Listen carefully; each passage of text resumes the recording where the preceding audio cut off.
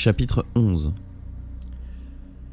Mitsuru Numai, garçon numéro 17, marchait à la lisière de la zone boisée et de la plage éclairée par la lune, à une dizaine de mètres de l'eau. Ses deux sacs à l'épaule, celui fourni par le jeu et le sien propre, il brandissait de sa main droite le petit pistolet semi-automatique trouvé dans son pactage, un Walther PPK 9 mm, certainement l'une des armes les plus efficaces qui étaient distribuées aux joueurs dans cette session. Les armes de ce type, comme toutes celles utilisées dans le programme, étaient importées en gros et à bas prix de pays qui avaient opté pour la neutralité à l'égard de la Grande République de Grande Asie, comme l'Empire américain et un de ses alliés. Les organisateurs avaient fait preuve d'une touchante attention en joignant un mode d'emploi. Cependant, Numai avait déjà eu en main une version en plastique de l'engin et connaissait la musique, sachant même qu'il n'était pas nécessaire d'abaisser le chien avant de presser sur la détente une fois la première balle tirée. Une boîte de munitions avait également été fournie avec l'arme, qu'il avait aussitôt chargée. Le contact du pistolet lui procurait une certaine assurance, mais l'objet qu'il tenait dans la main gauche était encore plus réconfortant. Cette boussole de pacotille avait beau être un truc en fer blanc bon marché, elle lui permettrait de rejoindre son chef vénéré, Kazuo Kiriyama, garçon numéro 6. Avant son départ, 40 minutes avant lui, Kiriyama lui avait glissé un petit mot ainsi libellé: « Si nous sommes effectivement sur une île, je t'attends à la pointe sud. » Les principes du jeu impliquaient de pratiquer le chacun pour soi, mais les liens qui unissaient les membres du gang Kiriyama étaient absolus. Peu leur importait qu'on les tienne pour des voyous et des délinquants, ils étaient comme les doigts de la main. D'autant que la relation de Numai avec son mentor était d'une nature particulière, car d'une certaine façon, c'était grâce à lui que Kiriyama avait acquis le statut de chef de gang incontesté dont il jouissait aujourd'hui. Avant d'entrer au collège, Kiriyama n'était pas un voyou et n'avait pas de vocation à le devenir. Cela, chacun l'ignorait à part Numai. Shuya Nanahara et tous les autres élèves normaux étaient à 100 lieues de le soupçonner. Numai se souvenait avec précision de sa première rencontre avec Kiriyama. Cet événement était gravé dans sa mémoire. Sans se montrer inutilement cruel, lui-même était une terreur depuis l'école primaire. Issu d'une famille sans relief, peu brillant dans ses études, sans aptitude particulière, il avait trouvé dans la baston le seul moyen d'affirmer son identité. Il mesurait le monde entier à l'aune de l'affrontement physique, et ne manquait jamais d'affirmer sa force. Dès sa première journée au collège, il avait donc naturellement mis toute son énergie à décourager les rivaux issus des autres écoles primaires. À l'occasion des différents passages dans tel ou tel quartier de la ville, il s'était assuré que personne ne serait de taille à représenter une menace. Mais il se trouverait sans doute des élèves qui ne connaissaient pas encore son existence. Or, il n'y avait pas la place pour plusieurs rois, sans quoi le désordre guettait. Si la formulation de ce raisonnement n'était pas tout à fait aussi précise dans son esprit, Numai avait confusément conscience de ce qui se jouait dans son attitude. Comme il s'y attendait, il avait dû combattre 2 ou 3 rivaux. Alors qu'il s'apprêtait à mettre au pas le dernier, lequel ignorait encore à qui il avait affaire, il avait fait la connaissance de son chef vénéré, son futur dieu, Kiriyama. Ça s'était passé à la fin de la journée d'orientation de la rentrée. Dans le couloir, devant la salle de dessin, Numai, qui venait d'empoigner son adversaire au collet, était en train de l'écraser contre le mur. Un large bleu s'étendait déjà sur l'arcade sourcilière de sa victime, un nouveau comme lui qui avait les larmes aux yeux. Numai ne se faisait pas de bile, ce gars-là ne viendrait plus y poser de problème de tout le restant de l'année. L'affaire avait été rondement menée, en 2 coups de poing. « T'as pigé ? À partir de maintenant, tu baisseras les yeux devant moi !» avait conclu Mitsuru. Sa proie avait acquiescé fiévreusement. Le garçon ne demandait sans doute plus qu'une chose, qu'on le libère. Mais Numai tenait à entendre certaines confirmations de sa bouche. « Je t'ai demandé si tu avais compris !» Le soulevant du sol à la seule force de son bras gauche, il avait haussé le ton pour l'intimider. « Réponds ! C'est moi qui suis le plus fort dans ce collège, compris ?» N'obtenant aucune réponse digne de ce nom, Numai, irrité, avait voulu hisser encore plus haut le corps du gamin quand il avait senti un regard dans son dos. Il s'était retourné en lâchant le nouveau, qui avait rudement repris contact avec le sol, mais s'était remis sur pied en un instant avant de se carapater sans demander son reste. Numai n'avait pas eu le loisir de se lancer à sa poursuite. 4 mastards bien plus grands que lui l'entouraient. L'insigne au col de leur uniforme usé indiquait qu'ils étaient en 3e. Leur apparence affirmait avec éloquence leur appartenance à la même engeance que lui, l'expérience en plus. « Dis donc merdeux, c'est pas bien de brimer ses petits camarades » avait lancé l'un d'eux, dont le visage grelé d'acné esquissait un sourire terrifiant. « Pas bien du tout, mon poussin » avait renchéri un deuxième avec une moue de ses lèvres particulièrement charnue. Celui-là avait les cheveux décolorés, longs jusqu'aux épaules. Cette remarque faite d'une voix flûtée, façon PD, avait déclenché leur hilarité à tous les quatre. Des rires criards et perçants, comme celui d'une bande de disjonctés. « Tu mérites une petite correction, je crois. Ça va être nécessaire, en effet. » Leurs rires insans vinrent de nouveau percer les tympans de Noumaï. Celui-ci voulut flanquer un coup de pied par surprise au boutonneux qui se trouvait devant lui, mais avant qu'il ait pu esquisser le moindre geste, le gars de gauche l'avait jeté à terre d'un balayage de jambes. Noumaï tomba sur le cul. Le boutonneux lui envoya alors un grand coup de latte dans la gueule, lui cassant une dent et propulsant l'arrière de son crâne contre un mur, là où lui-même avait épinglé l'autre élève. Le choc étourdit Noumaï, qui sentit lui-même quelque chose de chaud et d'humide lui tremper l'occiput. Il tenta de se mettre à quatre pattes pour se relever, mais un violent shoot de l'armoire à glace sur sa droite le soulevait déjà tel un ballon. Il gémit de douleur, vomit son petit déjeuner. Il perçut vaguement une voix qui commentait « Oh le goré !» Bande de lâches, avait-il pensé. Je vous aurais tous éclatés s'ils se battaient à la loyale. Mais il manquait de biscuits pour inverser la situation et, à vrai dire, c'est lui-même qui avait choisi ce lieu désert pour faire sa fête à l'élève de tout à l'heure. Il y avait peu de chances qu'un prof y passe. Sa main droite était appuyée sur le plancher. L'un des quatre grands glissa le bout de sa chaussure sur son index et le replia vers le haut. Pour la première fois de sa vie, Noumaï ressentit un effroi véritable. Non, c'est pas vrai! Et si, c'était vrai. Le grand avait fait porter son poids sur son pied. Le doigt relevé de Noumaï avait craqué dans un bruit de cartilage, lui arrachant un cri guttural. De sa vie, il n'avait jamais encore éprouvé une telle douleur. Un nouvel éclat de rire dément s'était élevé dans le couloir. « Ils sont cinglés, pensa Mitsuru. Ils sont pas normaux, pas comme moi, ils sont complètement au majeur maintenant. Non, non, je vous en... » Noumaï, renonçant à tout orgueil et toute fierté, les avait implorés de mettre fin à ce supplice. Mais il n'en avait fait aucun cas. Crac! Son majeur était déjà retourné. Il poussa un second hurlement. « Encore ?» C'était à ce moment-là que la porte de la salle de dessin s'était ouverte, tandis qu'une voix des plus calmes et des plus sereines jetait « Un peu de silence, s'il vous plaît. » Mitsuru s'était demandé un instant s'il y avait un prof à l'intérieur, sauf que celui-ci serait intervenu beaucoup plus tôt, et puis cette façon de demander le silence d'un ton uni aurait déparé chez un enseignant. Toujours sur le dos, par terre, il avait tourné la tête vers l'endroit d'où provenait la voix. Un garçon, pas particulièrement costaud, mais beau comme un dieu, se tenait campé là, un pinceau à la main. Mitsuru se souvenait d'avoir aperçu son visage dans la salle de cours de cette première journée. Ils étaient donc camarades de classe. Il avait entendu dire qu'il venait d'une autre ville, personne ne paraissait le connaître. C'était un réservé, un taciturne, qui n'avait pas attiré son attention outre mesure. En effet, pour Noumaï, un visage trop pur et raffiné ne pouvait appartenir qu'à un fils à papa, un type trop couille molle pour s'intéresser à la baston. Rien à en tirer. Cela dit, que branlait-il donc, celui-là, dans une salle de dessin le jour de la rentrée du collège? Il dessinait? Un peu bizarre le jour de la rentrée, non? La pustule s'approcha du garçon et se carra devant lui. « T'es qui, toi? T'es en 5e? Qu'est-ce que tu fous? Hein? Répète un peu ce que tu viens de dire ?» Sur quoi il fit voler le pinceau que l'autre tenait en main. Une peinture bleue foncée éclaboussa le sol. Le garçon leva calmement les yeux vers son condisciple de 3e. Inutile de décrire en détail la suite des événements. Les quatre grands s'étaient tout bonnement retrouvés KO en moins de temps qu'il n'en faut pour le dire. Rétamés, incapables du moindre mouvement. Le garçon s'était ensuite rapproché de Noumaï. « Tu devrais aller te faire soigner à l'hôpital », avait-il énoncé après l'avoir jaugé du regard, sans la moindre trace d'essoufflement dans la voix. Puis, il était retourné dans la salle de dessin. Interloqué, Noumaï, assis au sol, avait considéré avec stupeur les quatre types à terre. Ayant l'impression d'avoir assisté à un événement sans précédent, il se sentait la peau d'un boxeur débutant, soudain voué à la médiocrité parce qu'il se retrouve nez à nez avec le champion du monde. Il venait de croiser un dieu. Depuis ce jour, Mitsuru s'était mis au service de Kazuo Kiriyama.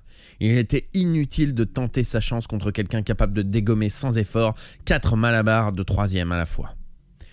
Noumaï, lui, aurait peut-être pu rivaliser avec chacun d'entre eux pris séparément, mais les 4 ensemble, jamais.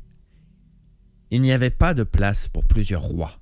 Le souverain devait être seul et unique, et les autres devaient le servir. Il avait fait sien ce principe depuis si longtemps, l'empruntant sans doute à une série de mangas dont il était fan. La personnalité de Kazuo Kiriyama demeurait un mystère. Où et comment avait-il appris à maîtriser de telles techniques de combat? Lorsque Noumaï lui avait posé la question, sa seule réponse avait été « Je me suis formé ». Il n'avait donné aucune précision. Noumaï avait alors formulé les choses différemment. Ne faisait-il pas déjà parler de lui dans le primaire? Non. N'avait-il pas gagné un tournoi de karaté ou un truc de genre? Non plus. Noumaï était seulement parvenu à apprendre que le jour de leur fameuse rencontre, Kiriyama était occupé à peindre sans autorisation dans la salle de dessin. Oui, de peindre. Et pourquoi donc, bordel? Juste comme ça, une envie. Il avait dessiné la cour de récréation vide vue de la fenêtre de la classe de dessin. De plus, le choix du sujet et le rendu dépassaient de loin ce qu'un élève de son âge était susceptible de faire, même si Noumaï n'avait pas vu le tableau car Kiriyama l'avait jeté à la corbeille à peine achevé. C'était aussi ce côté mystérieux et intouchable qui attirait Noumaï et le portait à vénérer Kiriyama. Noumaï avait fait découvrir quelques endroits à ce dernier. Le café de leur petite ville, fréquenté par des potes, des mecs qui assuraient comme lui, l'endroit secret où ils cachaient le produit de leur larcin. Il lui avait aussi présenté un dealer sinistre qui trafiquait toutes sortes de substances illégales. En principe, Noumaï ne vendait rien, sa spécialité était la baston pure, la bagarre pour la bagarre. Mais il avait présenté à son nouveau mentor tout ce qu'il connaissait. Kiriyama l'avait suivi sans exprimer le moindre intérêt, affichant son éternelle expression calme et froide.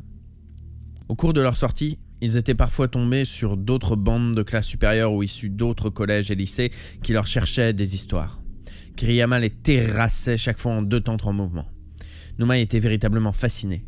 Il éprouvait la joie d'un entraîneur de boxe qui forme un débutant, possédant l'étoffe d'un champion du monde. Mais cela allait plus loin.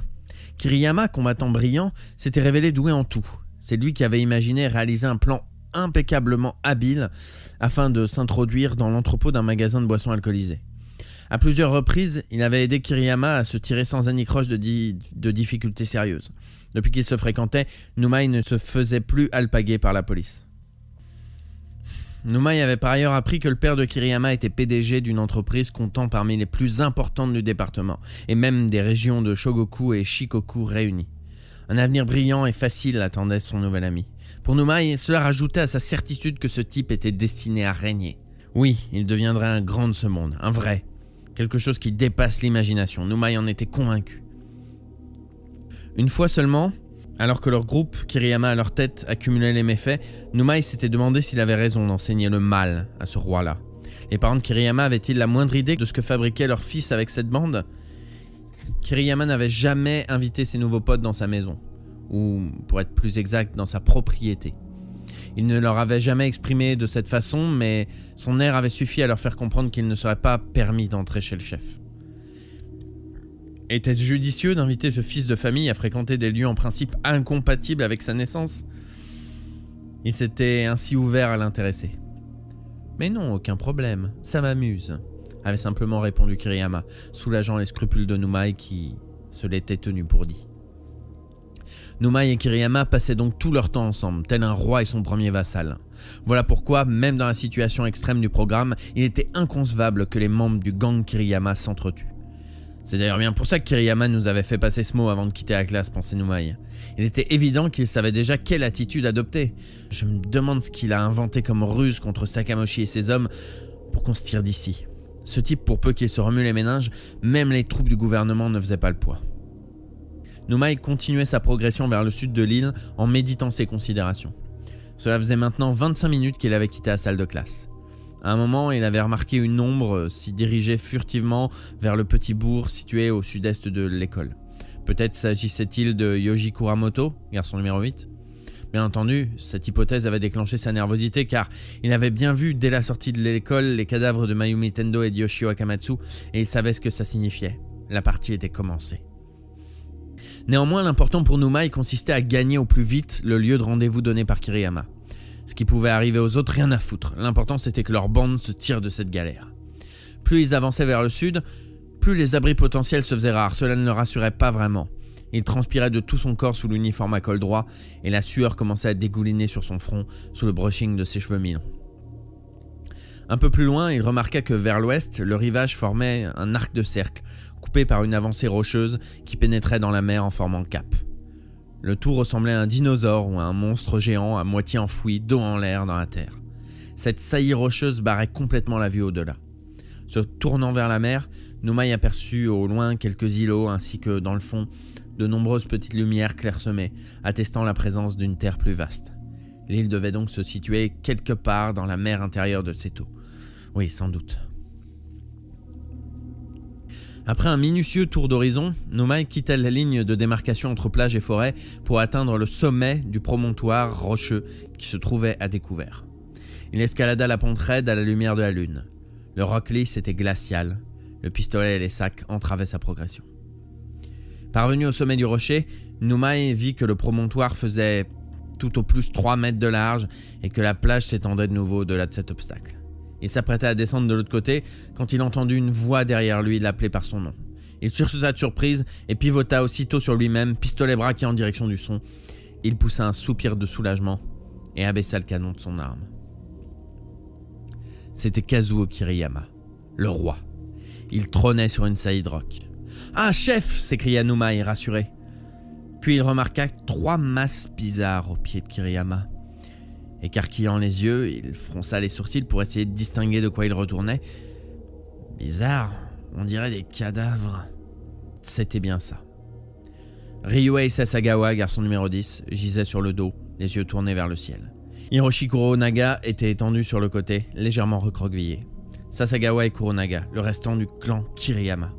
Le dernier corps était celui d'une fille, face contre terre, mais identifiable avec son costume marin. Numai eut l'impression de reconnaître Izumi Kanai, fille numéro 5. Des flaques s'étendaient sous chacune de ces masses. Elles paraissaient noires, mais Numai se doutait bien qu'en plein jour, elles présenteraient la même couleur que celui du drapeau national de la République de Grande-Asie, un rouge cramoisi. Numai frissonna sans comprendre devant ce spectacle. C'était quoi cette histoire ? Tu es arrivé à la pointe sud de l'île, annonça Kiriyama en levant vers lui son regard habituel, parfaitement calme. Il avait les cheveux plaqués en arrière. La veste de son uniforme était posée nonchalamment sur ses épaules, comme le peignoir d'un boxeur à la fin d'un combat. « Qu'est-ce que... » bafouilla Numai, la mâchoire tremblotante. « Ça ?» demanda Kiriyama en donnant un léger coup de pied de la pointe de sa chaussure, d'un design simple mais coûteux, dans le cadavre de Ryuhei Sasagawa. Déséquilibré par la secousse, le bras de Ryuhei posé sur son torse décrivit un arc de cercle pour finir dans la flaque noire. Sasagawa et Kurogana ont essayé de me tuer, ajouta-t-il. J'ai dû me débarrasser d'eux. Mais c'est impossible! Numai n'en croyait pas ses oreilles. Hiroshi Kurogana ne possédait aucun réel point fort et n'appartenait au gang qu'à titre accessoire, raison pour laquelle il faisait preuve d'une loyauté absolue envers Kazuo Kiriyama. Quant à Ryuhei Sasagawa, c'était un brutal qui cherchait systématiquement à crâner de la façon la plus ostensible possible. Il était toujours prêt à coincer Yoshio Akamatsu dans un endroit calme pour s'amuser un peu, et Numai devait s'interposer à chaque fois. Cependant, quand le jeune frère de Sasagawa s'était fait cravater par les flics pour vol à l'étalage, c'était Kiriyama qui avait arrangé le coup, en faisant jouer les pistons dans la police. Depuis, Sasagawa vouait une reconnaissance immense à Kiriyama. Ces deux-là pouvaient-ils avoir trahi la confiance de leur chef vénéré ? Numai recherchait une réponse logique à la situation lorsqu'il finit par percevoir l'odeur d'hémoglobine. Des relents plus forts encore que ceux de Yoshito Kininobu, qui avait empli la salle de classe quelque temps plus tôt. La quantité de sang répandu alentour devait être considérable, des seaux entiers sans doute. Numai secoua la tête, presque incommodé par l'odeur. Ainsi donc, il était bien vrai qu'on ne pouvait pas prétendre deviner les pensées secrètes d'un individu caché au fond de lui. Peut-être la situation avait-elle fait disjoncter Sasagawa et Kuronaga, tout bonnement. Ce n'étaient que des minables au bout du compte, venus au rendez-vous donné par le chef juste pour essayer de le surprendre et de le supprimer. Mais alors que signifiait le troisième cadavre ? Izumi Kana était une fille mignonne, plutôt menue. Son père avait un titre de conseiller municipal, ce qui, dans ce contexte hyper bureaucratique du pays, ne permettait de prétendre à aucun pouvoir réel, tout juste à un statut honorifique. Cependant, sa famille était aisée, pas autant que celle de Kiriyama, mais elle se plaçait tout de même parmi les 5 premières fortunes de la ville. Izumi n'avait pourtant rien de prétentieux et sans aller jusqu'à faire l'erreur de s'amouracher d'une minette issue d'un autre univers que le sien, Numai la trouvait tout à fait charmante. Donc, Izumi Kana était morte. Numai tâcha d'articuler quelques mots. Et Kanae, chef... Le regard clair et froid de Kiriyama lui vrillait le cerveau. Il cherchait à trouver une réponse par lui-même. Elle aussi, chef, elle a voulu te tuer ? Kiriyama confirma de la tête, ajoutant « Elle se trouvait là par hasard ». Bien qu'il eût un peu de mal à avaler cette idée, Numai finit par se convaincre que cela était effectivement possible. Si le chef en personne le disait... Puis il s'empressa d'ajouter Moi ça va, j'ai aucune intention de te tuer. Ce jeu de merde me fait chier. On va buter Sakamoshi et sa horde de forces d'intervention rapide, hein chef? Je suis hyper motivé, tu sais. Nomai s'interromput. Il n'avait pas oublié la question de la zone interdite qui prohibait désormais tout accès à l'école, ainsi que l'avait expliqué Sakamoshi.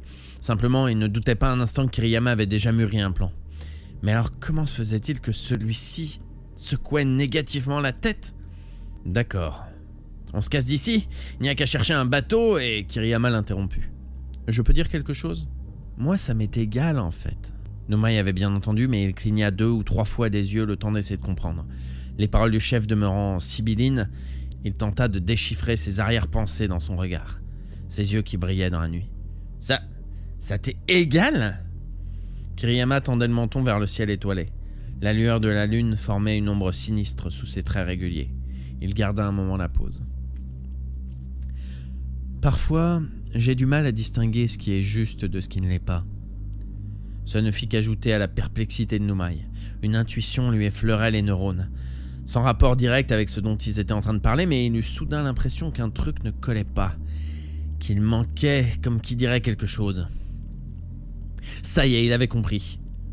Sho Tsukioka, garçon numéro 14, le 4e membre de leur gang. Il était sorti bien avant et pourtant il ne se trouvait pas là. Pourquoi? Peut-être s'était-il égaré, tout simplement? À moins qu'il ne se soit fait tuer par un autre élève? Quoi qu'il en soit, son absence éveillait un mauvais pressentiment chez Nomai. Justement, j'ai du mal à percevoir ce qui est bon aujourd'hui, continuait Kiriyama. Nomai perçut comme un regret dans les paroles du chef, chose déjà étonnante en soi. Soudain, Kiriyama se leva pour se planter face à lui, bien droit. Le débit de ses paroles s'accéléra, virant même à l'allegro, à croire que la joie venait de lui être redonnée tout d'un coup. À vrai dire, quand je suis arrivé, Kanaï était déjà là. Elle a essayé de fuir, alors je l'ai retenue. Nomai déglutit. Là, comme je n'arrivais pas à me décider, j'ai lancé une pièce en l'air.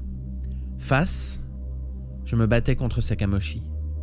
Pile, Nomai n'eut pas besoin d'entendre la fin de la phrase pour enfin comprendre la situation. Mais comment? Non, ce n'était pas possible. Comment admettre une vérité aussi inconcevable? Kiriyama n'était-il pas le roi et lui-même son premier vassal? Leur relation ne tenait-elle pas de la grâce éternelle que le monarque dispensait à son sujet et à la loyauté éternelle que lui-même vouait à son suzerain? Si, bien sûr. Et si Kiriyama portait les cheveux plaqués en arrière, c'était sur un conseil de Nomai, conseil qu'il lui avait donné un jour, alors que ses doigts brisés avaient presque fini de guérir. Ça te va mieux comme ça, chef, ça te donne l'air plus redoutable. Kiriyama ne s'était jamais départi de cette coiffure depuis. Ce n'était peut-être qu'un détail, mais aux yeux de Nomai, il symbolisait le lien profond qui existait entre eux. Pourtant, il venait découvrir la possibilité d'une explication entièrement différente. Peut-être Kiriyama gardait-il cette coiffure uniquement parce qu'il trouvait ennuyeux d'en chercher une autre? Puis les réponses s'enchaînèrent dans l'esprit de Nomai.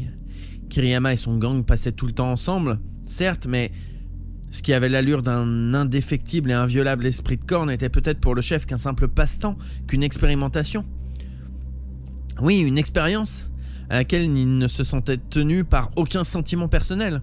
N'avait-il pas déclaré un jour que ce genre de choses l'amusait? Nomai comprenait enfin la nature d'une inquiétude qui l'avait troublé depuis le début et qui revenait maintenant le frapper avec force. Jamais il n'avait vu Kazuo Kiriyama sourire. Il avait minimisé cette constatation en point d'en occulter la portée. Cette dernière réflexion le fit avancer plus profond encore dans la compréhension de la vérité. Kiriyama semblait toujours avoir la tête farcie de trucs et c'était sans doute le cas, mais peut-être ruminait-il quelque chose d'incroyablement noir au fond de lui, des ténèbres telles qu'elles dépassaient l'entendement. Encore que, s'agissait-il bien de ténèbres? Ne fallait-il pas plutôt parler de vide? De trou noir? Sho Tsukioka avait peut-être compris cela avant Nomai. Ce dernier n'avait plus le temps de réfléchir, il devait maintenant se concentrer sur son index droit, celui qui avait été cassé ce fameux jour. Son index droit posé sur la détente du Walter PPK. L'odeur de l'océan se mêlait à celle des flaques de sang.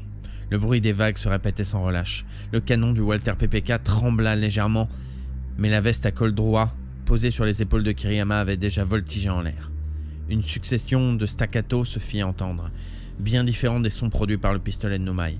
Un crépitement au rythme de 950 balles par minute, qui ressemblait à celui d'une vieille machine à écrire de brocanteur. Un bruit qui déchirait l'atmosphère de l'île pour la première fois depuis le début du jeu. Izumi Kanai, Sasagawa et Kuronaga, eux, avaient été frappés par un couteau. Nomai ne s'effondra pas. Il ne le distinguait pas clairement, mais le bas de sa veste, entre l'abdomen et le thorax, était maintenant percé de 4 trous du diamètre d'un doigt. Dans le dos, par contre, cela donnait 2 orifices assez larges pour y loger une boîte de conserve. La main qui tenait le Walter PPK à hauteur de taille s'agitait. Ses yeux parurent regarder du côté de l'étoile polaire, mais la lumière de la lune était trop forte ce jour-là. Sans doute ne réussit-il pas à la trouver. Kiriyama tenait maintenant une sorte de boîte oblongue, évoquant un paquet de génoises avec une poignée. Un pistolet mitrailleur Ingram M10 en fait. Pile, ajouta-t-il, je participe au jeu. Nomai bascula en avant, comme pour approuver ses derniers propos. Sa tête rebondit de 5 bons centimètres en rencontrant le sol. Kiriyama demeura ainsi un moment, puis il s'approcha du corps de Mitsuru Nomai, effleurant le cadavre criblé de balles du bout des doigts de la main gauche. Non qu'il fût pris d'une émotion, d'un sentiment de culpabilité, d'un apitoiement, ni d'une quelconque compassion, ce genre de choses ne lui venait absolument pas à l'esprit.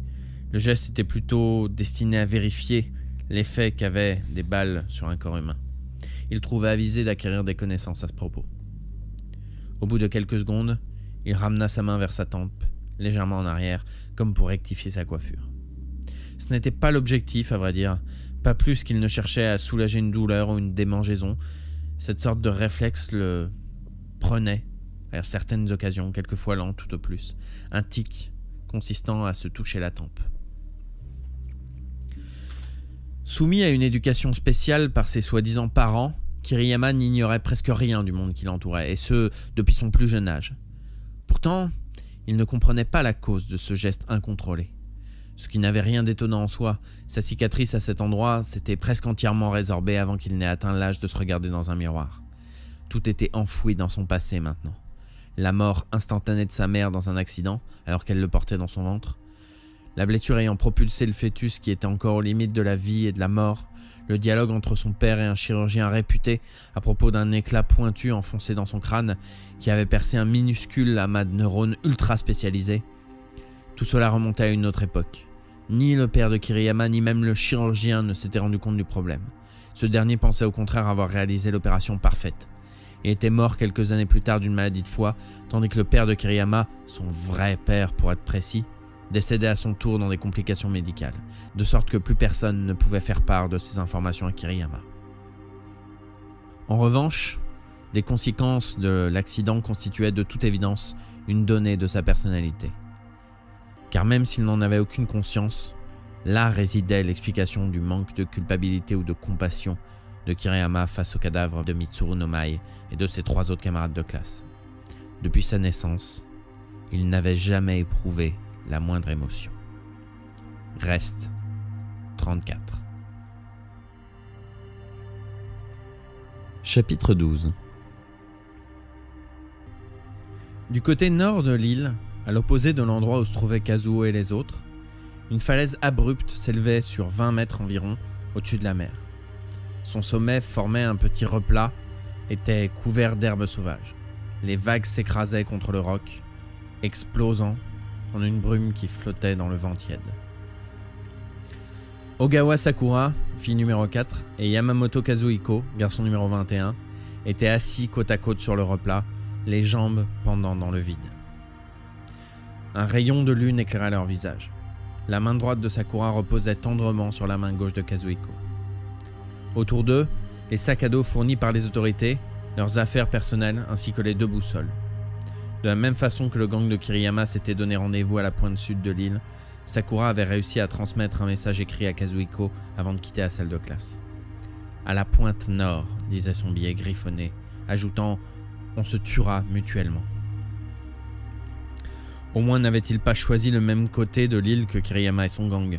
Ils auraient le loisir de passer quelque temps en tête à tête. Kazuhiko, pourtant convaincu qu'il n'aurait pas l'occasion de s'en servir, portait un Colt 357 Magnum glissé à sa ceinture. Quel calme, lança Sakura d'une voix basse. Son profil fin sembla esquisser un sourire. Elle avait le front haut et les cheveux coupés courts pour une fille. Sa taille la faisait paraître svelte. Comme à son habitude, elle se tenait bien droite. Pourtant, quelques minutes plus tôt, quand Kazuhiko était enfin arrivé et l'avait serrée dans ses bras, il avait senti comme le grelottement d'un petit oiseau blessé. « Oui », répondit Kazuhiko. Lui aussi était mignon, en dépit d'une arête nasale un peu épaisse. La mer s'étirait sous la lune telle de l'encre, parsemée çà et là d'ombres plus obscures, les îlots. Au fond de l'horizon, on devinait la présence d'une terre bien plus vaste. Ces îlots et cette grande terre étaient piquetés de petites lumières. La péninsule lointaine se rapprochait sans doute de l'île de Honshu, fleuron de l'archipel de la République de Grande Asie. Il était presque 3h30 du matin. Chacun devait jouir d'un sommeil paisible parmi ces sentiments flottants dans les ténèbres. À moins que quelques élèves de leur âge ne consacrent une nuit blanche à réviser pour le concours d'entrée au lycée. Tout cela semblait si proche et pourtant déjà hors de portée. À moindre distance, environ 200 mètres au large, Kazuhiko localisa un point noir sur les eaux. Sans doute un de ces bateaux chargés d'intercepter les fugitifs et de tirer dessus sans sommation, ainsi que leur avait expliqué Sakamoshi. La mer intérieure de Seto avait beau connaître une intense circulation maritime de jour comme de nuit, on ne distinguait aucun feu de bateau alentour. Le gouvernement avait dû restreindre la navigation aux environs de l'île pendant le déroulement du programme, conclut Kazuhiko. Avec un frisson d'horreur, il arracha son regard de la contemplation des flots. Il avait vu les corps de Mayumi Tendo et de Yoshio Akamatsu en sortant de la salle de classe. Ensuite, sur le chemin de son rendez-vous avec Sakura, les bruits d'une fusillade avaient retenti au loin. Le jeu était donc bel et bien lancé. La partie s'achèverait par la mort de tous leurs condisciples sauf un. Voilà ce que leur avait expliqué Sakamoshi. Voilà ce qu'il avait expliqué à Sakura lorsqu'ils s'étaient enfin retrouvés. Pourtant, cela ne semblait déjà plus compter aux yeux de son ami. « Merci pour cette attention », dit cette dernière en regardant le pauvre petit bouquet qu'elle tenait dans sa main gauche. C'étaient des fleurs des champs évoquant des trèfles, cueillies en chemin pour elle. Au bout d'une tige fine, les petites pétales formaient des sortes de mini-pompons de pom-pom girl. Ce cadeau n'avait bien sûr rien d'extraordinaire, mais Kazuhiko n'avait vraiment pas trouvé mieux. « Ce n'est rien, je t'en prie, répondit-il. Nous ne pourrons pas rentrer tous les deux, n'est-ce pas ? Lâcha Sakura au bout d'un moment, les yeux fixés sur le bouquet de fleurs. Plus jamais flâner en ville, ni bavarder en mangeant des glaces, ni quoi que ce soit, n'est-ce pas ? Ma foi, ça ne sert à rien de résister. Je suis bien placé pour le savoir. Mon père était un opposant au gouvernement et un jour... Le soubresaut d'horreur de Sakura se communiqua à Kazuhiko par leurs mains jointes. Un jour, des policiers sont venus l'assassiner. Ils n'avaient pas de mandat d'arrêt, mais ça leur était bien égal. Ils avaient tiré sur lui à bout portant, sans aucune sommation. Je revois la scène, comme si c'était hier. Ça s'est passé chez nous, dans notre petite cuisine. Ma mère me tenait dans ses bras. Depuis, j'ai grandi en mangeant sur cette même table pendant toutes ces années. Elle se tourna vers lui. Résister est inutile. Sakura et Kazuhiko sortaient ensemble depuis 2 ans. Pourtant, elle ne lui avait encore jamais raconté cette histoire. Y compris un mois plus tôt chez elle, lorsqu'ils avaient fait l'amour pour la première fois. Il devait y avoir autre chose à dire, mais ce qui sortit lui fit l'effet d'une banalité. Ça a dû être terrible. Sakura parut néanmoins touchée. « Tu es très gentil, Kazu. Très attentif à mes sentiments. C'est ce que j'aime chez toi. Moi aussi, je t'aime. » S'il s'était mieux débrouillé avec les mots, Kazuhiko aurait pu lui décrire ce qu'il éprouvait exactement. Il lui aurait expliqué à quel point sa douceur, sa pureté lui étaient précieuses, sa présence, son existence en somme. Or, le collégien, peu doué en rédaction qu'il était, demeurait incapable de prononcer ces paroles. Sakura ferma les yeux, puis inspira lentement, comme soulagée. « En fait, je tenais à te voir quoi qu'il arrive, » souffla-t-elle à Kazuhiko. Celui-ci l'écoutait sans commenter. « À partir de maintenant, il va se passer des choses atroces. Non, c'est déjà commencé d'après ce que tu viens de me dire. Jusqu'à hier, nous étions tous amis et voilà qu'aujourd'hui, nous devons nous entretuer. » De nouveau, elle avait frissonné en énonçant ce fait. Kazuhiko l'avait senti dans sa main. « Sakura lui décrocha un sourire las, mélange de peur et d'une impression d'absurdité devant le sort qui venait de s'abattre sur eux. Nous devons nous entretuer. Sauf que je serais incapable de le faire. Évidemment, Sakura était la douceur incarnée. On ne peut pas rentrer ensemble. L'un de nous s'en tirera peut-être, mais pas les deux. Même si c'était moi qui survivais à ce jeu, je ne pourrais jamais supporter de rentrer sans toi. Alors... Arrête, tais-toi, pensa Kazuhiko. Il devinait déjà ce qu'elle allait dire. Qu'elle allait mourir ici, maintenant, devant lui, avant qu'il ne l'en empêche. Toutefois, la réalité fut un peu différente. Alors c'est toi qui devras survivre. Il se força à sourire, puis serra fort la main de Sakura en hochant la tête. N'y pense même pas, on restera ensemble. À supposer que je survive, comment supporter ton absence? Ne me laisse pas seul, Sakura. Des grands yeux de Sakura, dont le regard ne quittait pas le sien, 2 larmes glissèrent sur ses joues. Se détournant, elle les sécha de sa main gauche, celle qui tenait le petit bouquet de trèfle. Ses paroles suivantes furent encore plus inattendues. Tu as regardé le dernier épisode de À ce soir au même endroit? Kazuhiko hocha la tête. Il s'agissait d'une série télé de la chaîne principale DBS, passant tous les jeudis soirs à 9h. Un soap-opéra banal, ce qui n'avait rien d'étonnant pour une production de la République de Grande Asie. Néanmoins, assez bien conçu, le feuilleton arrivait largement en tête de l'audimat. Oui, je l'ai regardé puisque tu me l'as conseillé. Kazuhiko se dit que Sakura montrait là son attachement à tous les dialogues sans conséquence, toutes ces banalités quotidiennes constituant leur relation. Ces petits riens qui renforçaient leur amour. Sakura voulait faire durer jusqu'au bout ce doux ordinaire. Kazuhiko avait pu en verser des larmes de tendresse. Bien sûr, les 2 héros finissent par se rejoindre, comme on pouvait s'y attendre dès le début, continua Sakura. Mais mon regret n'est pas cela, c'est que Mizue, l'amie de Miki, l'héroïne, tu vois que c'était celle qui était jouée par Anna Kitagawa, c'est que Mizue soit restée jusqu'au bout sans même essayer de conquérir celui qu'elle aimait. Moi, à sa place, j'aurais fait mon possible pour gagner son amour. Ça ne m'étonne pas de toi, répondit Kazuhiko. Tu me connais si bien, Kazu, reprit-elle, souriante, presque enjouée, en rougissant un peu. D'ailleurs, je me souviens, dès le premier jour où nous nous sommes rencontrés dans cette même classe. Tu étais grand et super craquant, mais ce que j'ai remarqué tout de suite, c'est que tu pouvais me comprendre et m'accepter totalement. Je me suis dit, ce garçon-là comprend tout chez moi. Je ne sais pas exprimer les choses aussi bien, répondit Kazuhiko en se mordant la lèvre inférieure. Mais moi aussi, j'ai ressenti cela dès le premier jour. Les mains liées, ils s'embrassèrent quelques secondes, quelques dizaines de secondes, une éternité. Leurs lèvres se séparèrent. Un bruissement s'élevait derrière eux. Quelqu'un se trouvait tout près, dans le feuillage. Ce fut comme un signal. « Mesdames et messieurs les passagers, attention au départ. Si vous voulez prendre ce train, c'est le moment ou jamais. » Ils n'eurent pas besoin d'ajouter quoi que ce soit. Bien sûr, ils auraient pu se défendre, contre-attaquer. Pistolet au poing, Kazuhiko aurait été en mesure d'affronter l'inconnu derrière eux, mais ce n'était pas la fin que désirait Sakura. Ce qu'elle souhaitait, c'était s'effacer paisiblement de ce monde, avant de se laisser prendre par ce jeu de massacre monstrueux. Or, elle était pour lui la chose la plus précieuse au monde. Il n'y avait aucun compromis possible. Si c'était ce qu'elle désirait son âme, son amour, il devait la suivre. Aurait-il été un peu plus doué en rédaction qu'il aurait pu conclure ainsi « Je vais mourir pour être à la hauteur de mon amour ».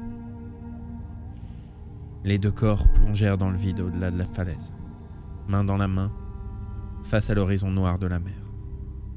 Yukie Utsumi, fille numéro 2, avait pointé légèrement le nez hors des buissons. Elle eut le souffle coupé en assistant à leurs gestes. N'ayant pas eu l'intention de blesser quiconque, elle ne se doutait pas une seconde que son arrivée avait sonné l'arrêt de mort du couple d'amoureux.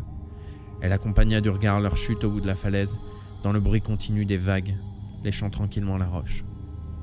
Les petites fleurs de trèfle blanc qu'avait laissé choir Sakura avaient roulé dans les herbes, sous le souffle d'un vent oblique. Yukie ne parvint pas à cesser de trembler, même quand son amie Haruka Tanizawa, fille numéro 12, arriva derrière elle, en lui demandant ce qu'elle avait. Reste 32. Chapitre 13. Assis dans le noir, repliée entre les bras, la petite Megumi Eto, fille numéro 13, tremblait elle aussi de tous ses membres. Elle avait trouvé refuge sur la côte est, dans une maison légèrement à l'écart de la zone la plus peuplée de l'île. Peut-être l'électricité fonctionnait-elle encore, mais elle s'était bien gardée d'allumer la lumière. Elle avait préféré se cacher sous la vieille table de cuisine, là où même les rayons de la lune ne pénétraient pas. L'obscurité était si dense qu'elle ne distinguait même pas le cadran de sa montre, mais cela faisait bien 2 heures qu'elle demeurait prostrée en ce même endroit. Il devait donc être près de 4 heures du matin. Environ 1 heure avant, un bruit évoquant un feu d'artifice avait résonné dans le lointain, mais elle ne voulait surtout pas se demander ce qui pouvait en être à l'origine. Quand elle levait les yeux, elle apercevait, entre un évier et une fenêtre éclairée par la lune, la masse d'un élément de rangement sur lequel s'alignaient une bouilloire et quelques ustensiles bien rangés.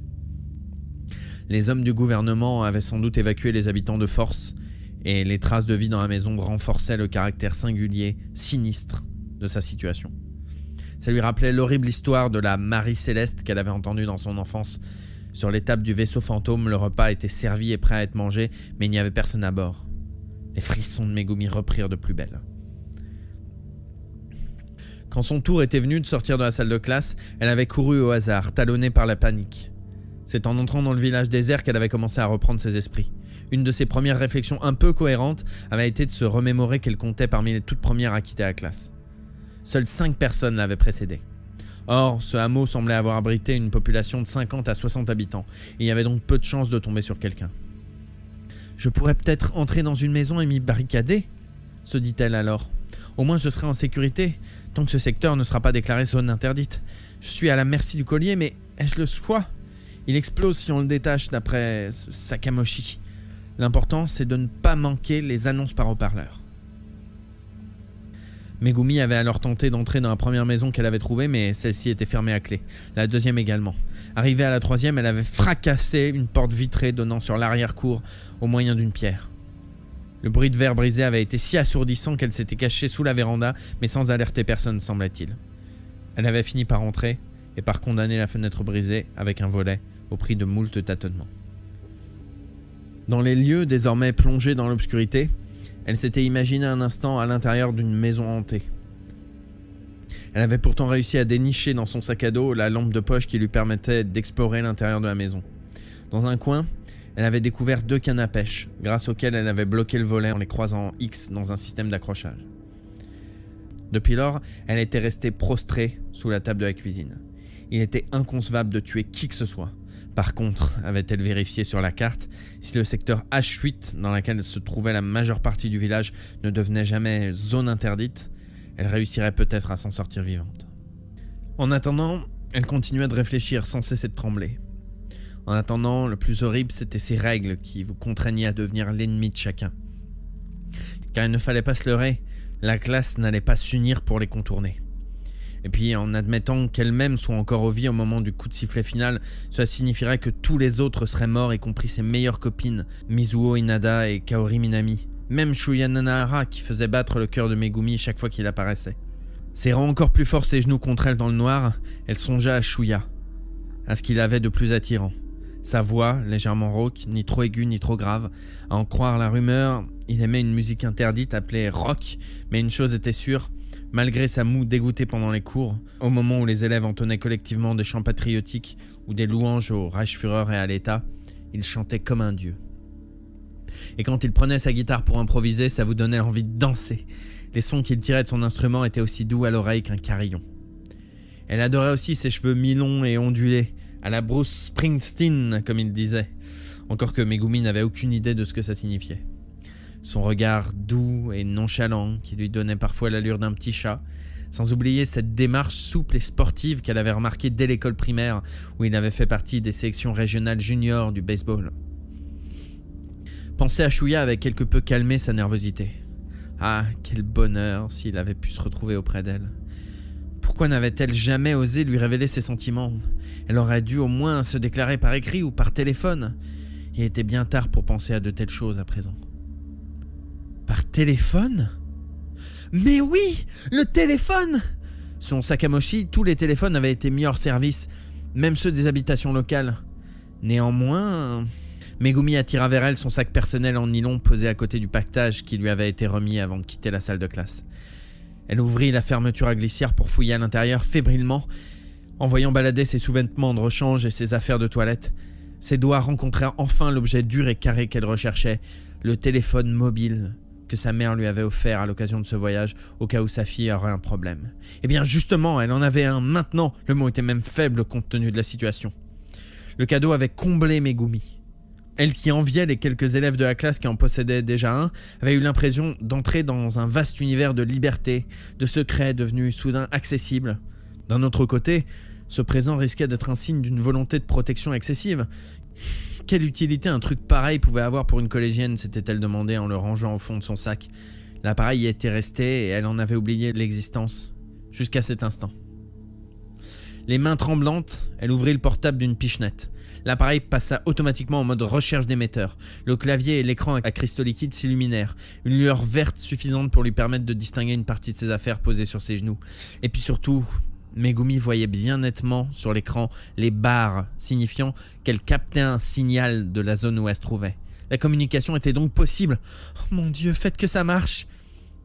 Elle composa fébrilement le numéro de chez elle à Shiroiwa. 0, 8, 7, 9, 2... Au bout d'un instant de silence, une sonnerie retentit à son oreille collée contre son portable, l'emplissant d'espoir. Un coup, 2, 3... Allez, papa, maman, décrochez, vite! Bien sûr, il était bien tard pour appeler, mais ils devaient être mis au courant de l'horrible situation dans laquelle se trouvait leur fille. Oh, par pitié! Il y eut un petit déclic, puis une voix masculine fit « Allô? Allô, papa ?» Toujours prostrée, elle ferma les yeux. Le soulagement était tel que son cœur battit à 100 à l'heure. Oui, elle survivrait, elle s'en sortirait. « Papa, c'est moi, Megumi! Au secours! Oh, viens me sauver, je t'en supplie !» Elle continuait à crier ainsi dans le téléphone, à la façon d'un fou qui délire. Pourtant, à l'autre bout du fil, elle n'obtenait aucune réaction. Bizarre. Pourquoi ne disait-il rien? Finalement, elle eut sa réponse. « Désolé de te décevoir, Eto, je ne suis pas ton papa, Sakamoshi à l'appareil. Il me semblait pourtant t'avoir dit que tu ne pourrais pas utiliser de téléphone, non ?» Dans un cri bref, Megumi rejeta le portable comme s'il la brûlait. Elle le reprit précipitamment pour couper la communication le plus vite possible. Les battements de son cœur s'étaient transformés en véritable coups de boutoir. Le désespoir la terrassa de nouveau. « Ah, bien sûr, c'était pas possible, j'aurais dû m'en douter. Je vais mourir ici, oui, y a aucun doute, je vais y rester. » Elle croyait avoir touché le fond du désespoir, mais dut se rendre à l'évidence, le pire restait à venir. Elle venait d'entendre un fracas assourdissant. Celui d'une vitre cassée. Elle tourna la tête vers le salon d'où était provenu le bruit. Tout à l'heure, elle avait pourtant bien vérifié qu'il était bouclé. Et bien maintenant, quelqu'un venait d'entrer. Pourquoi? Pourquoi justement dans cette maison alors qu'il y en avait tant d'autres? Elle se hâta de refermer le portable afin d'éteindre la petite lueur verte qui pourrait la trahir. Ayant rangé l'appareil dans sa poche, elle l'empoigna maladroitement, l'arme trouvée dans son sac à dos, un couteau de plongée à double tranchant, juste là, posé près d'elle, et qu'elle tira de son étui en plastique. Il fallait fuir le plus vite possible, mais son corps tétanisé refusait de bouger. Son seul recours était de retenir son souffle. Elle pria pour que l'intrus n'entende pas les battements de son cœur. Un son de fenêtre qu'on ouvre puis referme, après quoi des pas feutrés errèrent dans la maison et finirent par s'approcher de la cuisine où se trouvait Megumi. Son cœur était prêt d'éclater. Le faisceau d'une torche électrique pénétra dans la pièce, se promenant sur la bouilloire et les casseroles au-dessus de l'évier. Un soupir retentit, puis une voix. « Ma foi, il n'y a personne ici. » C'était la voix qui la terrorisa le plus. Plus encore que le bruit des pas entrant finalement dans la cuisine. Si l'intrus s'était réveillé être une de ses amies, mais cet espoir venait de voler en éclats lui aussi, car la voix appartenait à Mitsuko Soma, fille numéro 10, dure parmi les durs du collège, terreur de Megumi, capable en dépit de son visage d'ange, de faire taire n'importe quel prof d'un seul regard. Aux yeux de Megumi, Mitsuko Soma était bien plus menaçante que les mauvais garçons comme Kazuo Kiriyama ou Shogo Kawada, sur qui circulait pourtant tant de bruit. Sans doute parce qu'en 4e, lorsqu'elle s'était trouvée pour la première année dans la classe de Mitsuko, elle avait eu à subir les brimades de Hirono Shimizu, une des filles appartenant à son gang. Chaque fois que Megumi passait à côté de Hirono dans le couloir, celle-ci lui faisait un croc en jambe ou lui lacérait sa jupe au cutter. Ces derniers temps, peut-être par habitude, Hirono avait cessé de s'en prendre à elle. Si Megumi n'avait jamais eu à se plaindre directement de vexation de la part de Mitsuko, elle avait été déçue le jour de la rentrée de constater que la liste des élèves n'avait pas changé depuis l'année précédente. Comment faire confiance à ce genre de fille, à qui des brutes comme Hirono restaient totalement soumises? Oui, Mitsuko devait être capable de la tuer sans la moindre hésitation. Megumi se mit à trembler de plus belle à cette idée. « Non, non, il faut que je me calme, se dit-elle. Si elle m'entendait... » Elle tâcha de réprimer ses tremblements en serrant plus fort ses jambes entre ses bras. Depuis sa cachette, elle pouvait voir la main de Mitsuko tenant une torche électrique ainsi que la ceinture de sa jupe. Elle l'entendit fouiller dans les tiroirs de l'évier. « Sors vite d'ici, je t'en prie, sors de la cuisine au moins. Comme ça tu pourras t'enfuir dans la salle de bain, t'enfermer à l'intérieur et t'échapper par la fenêtre. Sors de la cuisine, je t'en prie. » Tout à coup, zing zing zing, une sonnerie électronique retentit. Megumi eut l'impression que son cœur lui sortait par la bouche. Mitsuko-soma aussi sursauta. La lumière de sa torche s'éteignit soudain et la boucle de ceinture disparut dans le noir. Megumi sentit plus qu'elle ne vit Mitsuko s'éloigner d'un bond jusqu'à un angle du mur. Megumi se rendit compte que la sonnerie venait de sa propre poche de chemisier. Elle ressortit fiévreusement le portable. Paniquée, elle ouvrit le clapet et appuya sur une touche sans réfléchir. Une voix retentit. « Salut, c'est Sakamoshi, je t'appelle juste pour te dire que tu ferais mieux d'éteindre ton portable. Parce que s'il me prend l'envie de te faire un petit coucou comme maintenant, tout le monde saura où tu es, tu comprends? Enfin, moi ce que j'en dis... » Megumi ayant enfin trouvé le bouton adéquat, elle coupa le caquet de Sakamoshi. Un silence lourd succéda à cette voix que brisa finalement celle de Mitsuko. « C'est toi, Megumi ?» Mitsuko paraissait décidée à rester dans son coin, dans le noir. Posant le portable par terre, Megumi serra à deux mains son poignard. Ses mains tremblaient atrocement, au point que l'arme lui faisait l'effet d'un poisson qui tressaute pour essayer de s'échapper, mais elle s'y accrocha de toutes ses forces. Certes, Mitsuko était plus grande qu'elle, mais rien ne prouvait qu'elle soit plus forte physiquement, à moins que son arme ne fût un pistolet. Mais non, songea Megumi, elle aurait déjà tiré dans sa direction dans ce cas. Or, si Mitsuko n'avait pas d'arme à feu, elle pouvait espérer l'abattre au corps à corps avec son poignard. Oui, il fallait le faire. Elle devait le tuer. Sinon, ce serait elle qui succomberait. Il fallait venir à bout de Mitsuko. La torche électrique de cette dernière se ralluma dans un petit clic. Le faisceau se glissa sous la table, éblouissant un instant Megumi. Le moment ou jamais pour attaquer la première. Il suffisait de se lever et de plonger un coup de couteau résolu juste à l'endroit d'où venait la lumière. Mais Megumi renonça à son projet devant un spectacle fort imprévu.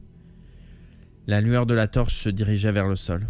Dans un halo de lumière ainsi réfléchi, Mitsuko-soma s'asseyait par terre comme un pantin soudain à bout de force, en cherchant son regard. Des larmes dégoulinaient sur ses joues. « Ah, quel bonheur, Megumi, c'est toi! J'ai eu si peur !» Sa voix était entrecoupée de sanglots. Mitsuko lui tendait les bras en un geste implorant, avec ses deux mains tendues comme un appel au secours, et surtout vide de toute arme. « C'est bien toi, n'est-ce pas? Je peux me sentir rassuré, j'espère. Tu vas pas essayer de me tuer, pas vrai, Megumi? Je peux avoir confiance en toi, hein? Oh, je t'en supplie, reste avec moi !» Megumi resta un moment interloqué. Était-ce vraiment Mitsuko-soma qui se tenait devant elle en train de pleurer et de la supplier de lui porter secours? Le frisson nerveux qui agitait tout son corps s'apaisa. À la place, un sentiment contradictoire se fit jour. Mais oui, bien sûr, Mitsuko-soma avait mauvaise réputation, des tas de bruits couraient sur son compte, mais en définitive, elle n'était qu'une élève de 3e, tout comme les autres. Même quelqu'un comme elle ne pouvait pas accepter l'idée horrible d'assassiner ses camarades de classe. Pas plus qu'elle ne parvenait à s'accommoder de la solitude et de la peur. Quoi de plus naturel? Oui, et dire qu'elle avait pensé à un moment que Mitsuko voudrait la tuer. Qui des deux était une garce, une mauvaise, une méchante? Qui avait douté des sentiments humains de ses camarades, de ses semblables? Megumi était envahi d'un sentiment complexe, fruit du dégoût de soi et du soulagement de ne plus être seule, d'avoir trouvé une sœur humaine pour l'accompagner. Maintenant, elle serait deux à pleurer. Elle laissa s'échapper le poignard et rampa sous la table pour venir serrer avec émotion les deux mains tendues de Mitsuko.